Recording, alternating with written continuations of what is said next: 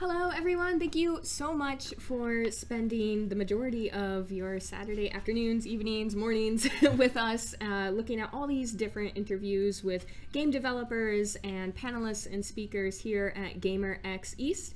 I had a fantastic time getting to know people's passion projects and why they find this space inclusive and why it's important for them to spend their time and effort here.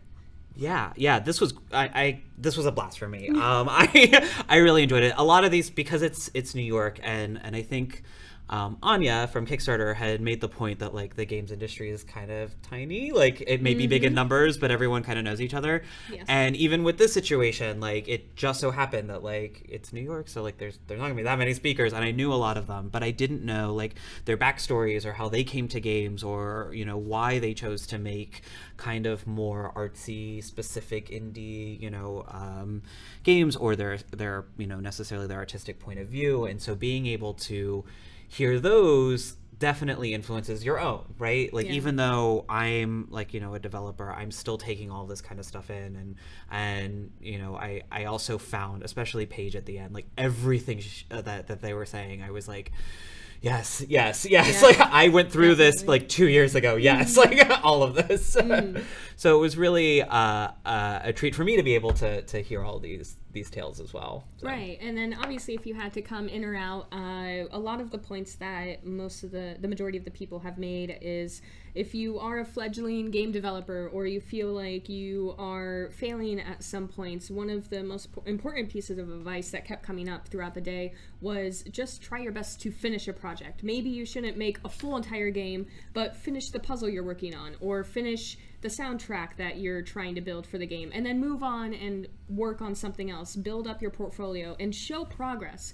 Don't necessarily delete your failures because they show how you've grown as a person and as a developer or as a panelist, because I know personally I flubbed a few times when I was talking to someone, or maybe I didn't ask exactly the right question, but if I don't learn from my mistakes and if I don't go back and see this is how I could have done this better, how will I become a better host and panelist and just general speaking to awesome people about awesome things? So yeah, that's so true. And we're lucky to be in this Microsoft space. We were talking to Midboss a little bit about how this space is really a great place for like various communities to come together, particularly within tech. And to the idea of finishing a project, I know that in January they will be hosting Global Game Jam here, but Global Game Jam, as the name implies, is global. So if that's something that you're interested in doing, go find your sites and make a game in a weekend, because being able to press that finish button is like just so important. And there's so much that you learn from that process. And it also just exposes you to other people's ideas, and the thing for me about GaymerX, particularly since a lot of the other panels that happen are kind of managing the industry, being in diverse communities and everything, is that ultimately you get a diverse game and a representative game when you have a diverse game team, like game development team. Absolutely. And there's only so much you can do when you all have the same viewpoint and when you all come from the same background. And so to be able to have, just surround yourself, even if it's for a weekend, like at a game jam or something like that, with different points of view, gives you, it feeds your game, and it makes it ultimately a better game, just by surrounding yourself with those people. And that's what GaymerX is all about, is making sure that you're surrounded by this particular voice. Like, you need to have this in your life. You need to have the LGBT perspective. You need to have a mental health perspective, and a people of color perspective, and all that kind of stuff, in order, not just like the character, but on the team, because they inform the rest of it. So and then have multiple, because not just one person is representative of a whole group. Exactly. None of us speak for any kind of group. We may claim it as our own, but we definitely can't speak for it, and everyone has different perspectives from it.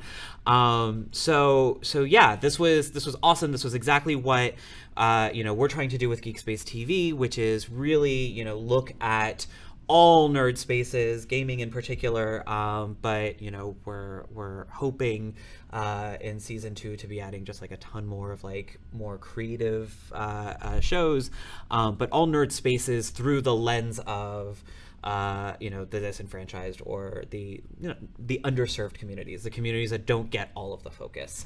And I'm thrilled that we were able to do that, especially like as only a few months into this nonprofit endeavor.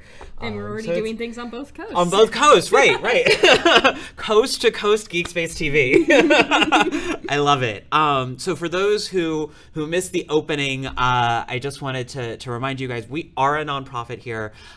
We have two main shows that go on for Geek Space TV. We have Leviathan Distant Stars, which is a space opera RPG. It's set in the Stars Without Numbers, I think, rule set, and which is really cool and also free. It's a free rule set that you can just like get the PDF on and stuff like that. And that's Wednesdays at 10 o'clock Eastern.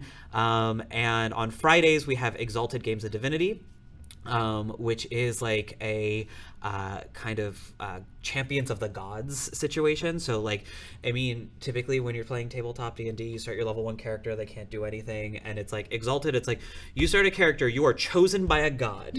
So like it is time to move mountains from the start kind of thing, which makes for really fun stories that you're able to tell.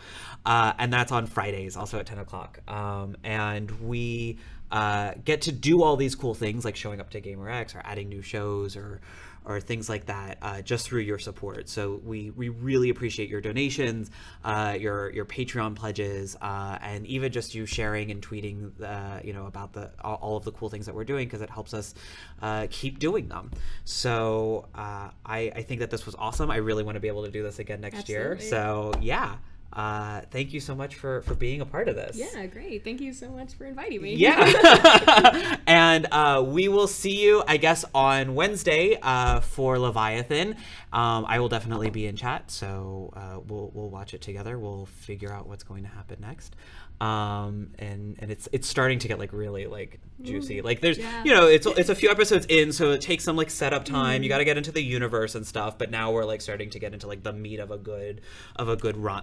I use the term run because I DM a Shadowrun campaign, but a good mission, and